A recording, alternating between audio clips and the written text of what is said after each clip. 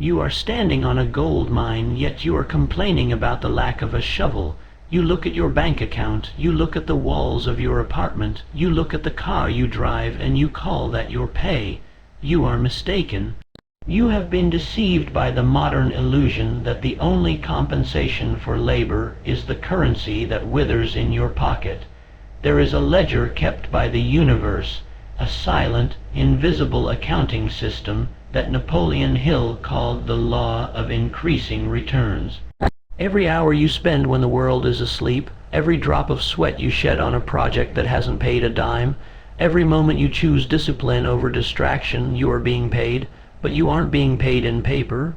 You are being paid in the only currency that actually matters, the expansion of your own soul. This is your invisible paycheck, and until you learn to value it, the visible wealth you crave will remain a ghost, forever dancing just beyond your reach. Think of Thomas Edison. We celebrate the light bulb, but we forget the 10,000 failures that preceded it.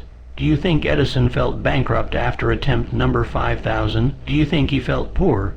No, he understood that with every failed filament, his invisible paycheck was growing. He was being paid in the elimination of error. He was being paid in the hardening of his resolve. He was being paid in a specialized knowledge that no university on earth could grant him. By the time the world saw the light, Edison was already a billionaire in the currency of character. The physical wealth was merely the inevitable shadow cast by the mountain of his internal growth. Most people fail because they are salary-minded. They want a guaranteed return for every ounce of effort. They say, if you pay me more, I'll work harder.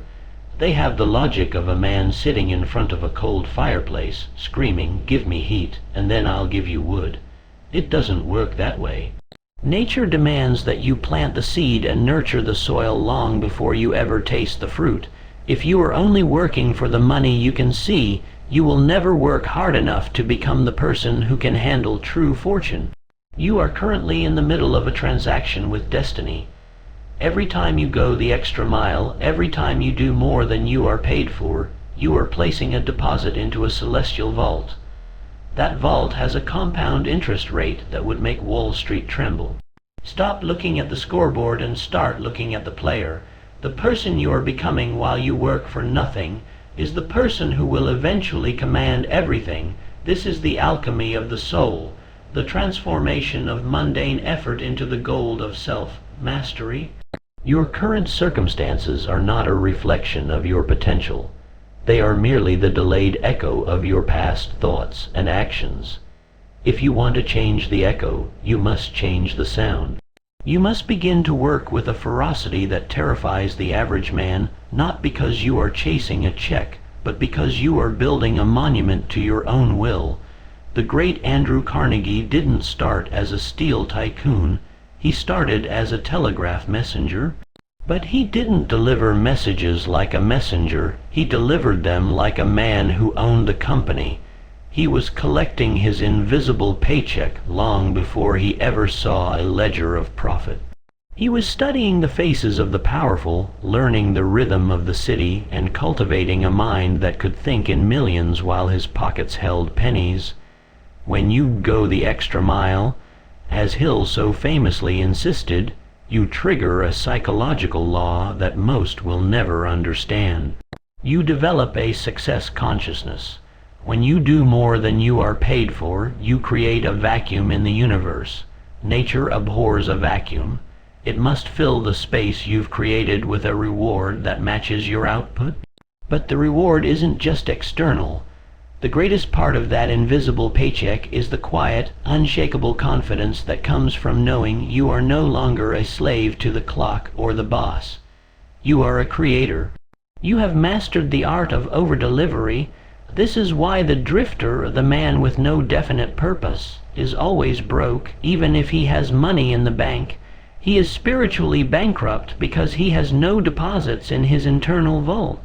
He does the bare minimum. He watches the clock. He waits for Friday. He is a beggar in the kingdom of life, pleading for a handout from a world that only respects power. But you are different.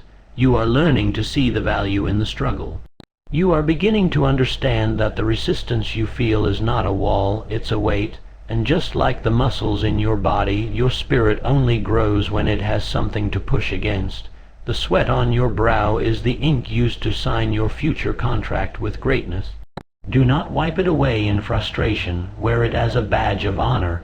You are currently paying the initiation fee for a club that most people aren't even aware exists.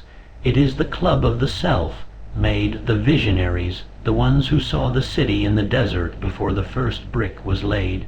Walt Disney didn't just build a theme park, he built a world, and he did it while being told he lacked imagination. Imagine that. The man who defined imagination for the 20th century was told he didn't have it.